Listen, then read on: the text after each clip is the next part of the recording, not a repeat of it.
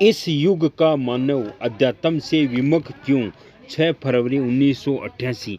Summer Satgurudev Shri Ramlal ji Siya की जय हो। दादा गुरुदेव ओम श्री गंगाई नाथ जी योगी की जय हो। गुरु सिया सिद्ध योग में आपका फिर से एक बार स्वागत है। आध्यात्मिक मार्ग से वंचित क्यों रह रहे हैं, दूसरे धर्म गुरुओं से क्यों है, गुरुदेव ने क्या बताया है, वीडियो पूरा देखिए और आराधना कीजिए, आपका भला हो जाएगा घर में रहते हुए।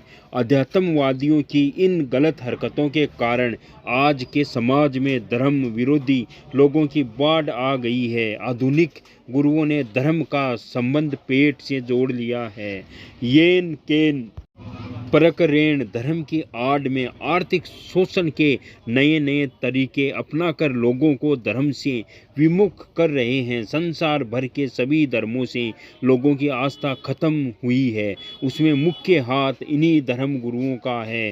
काल चक्र अबाध गति से चल रहा है।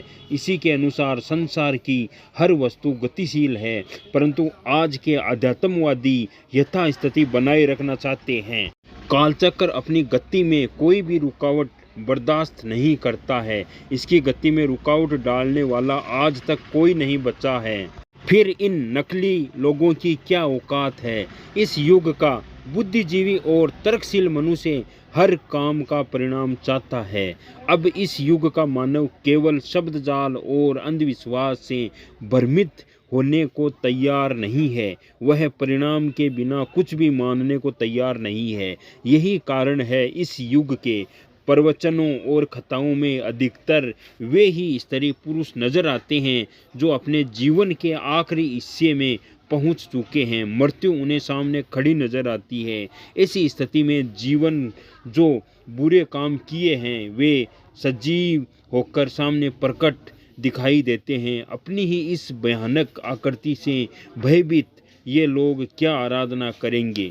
ईश्वर के पास जाने से तो हर प्रकार का भय दूर भाग जाता है। अतः ये सभी स्त्री पुरुष अपने पाप रूपी राक्षसों से भयभीत होकर इन तथाकथित आध्यात्मिक गुरुओं की आड़ लेकर बचने के लिए उनके पास जाते हैं।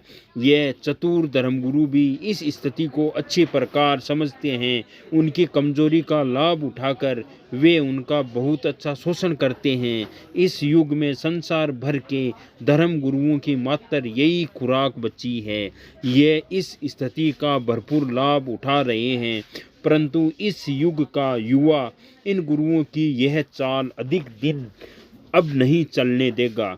ऐसी स्थिति में अध्यात्म जगत में जो स्थान रिक्त होगा उसकी पूर्ति के लिए कोई भी ऐसी शक्ति अवश्य प्रकट होगी जो इस खाली स्थान की पूर्ति करेगी। इस प्रकार इन यथास्थितिवादी नकली गुरुओं का अंत होकर शुद्ध और सात्विक आध्यात्मिक शक्ति का उदय होगा। यह सब कुछ कालचक्र के प्रभाव से होगा, जिससे न आज तक कोई बचा है और न आगे बचेगा। श्री अरविंद जैसे अनेक सात्विक संतों की भविष्यवाणियां कभी गलत नहीं हो सकती है। श्री अरविंद के अनुसार वह अतिमानसिक देव अवतार ले चुका है, अतः संसार में अंधकार का अंत बहुत निकट है। संसार में हर प्रकार की उन्नति में युवा शक्ति का ही मुख्य योगदान रहता है।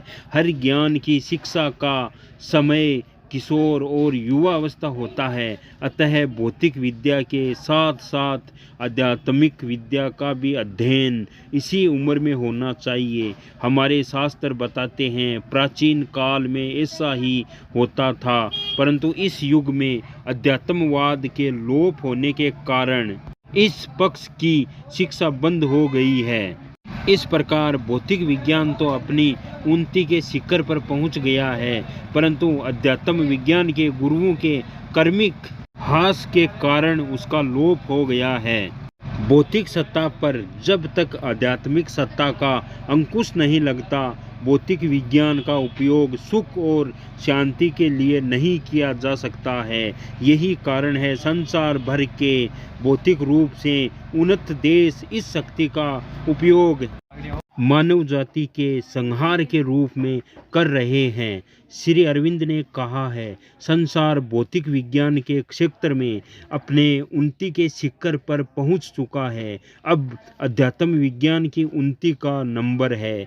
एशिया जगत हृदय की शांति का रखवाला है। वह उठ रहा है, वह दिन अब दूर नहीं है जब एशिया संसार की भौतिक शक्तियों को अपनी आध्यात्मिक शक्तियों के अधीन करके संसार में सुख शांति का राज्य स्थापित करेगा।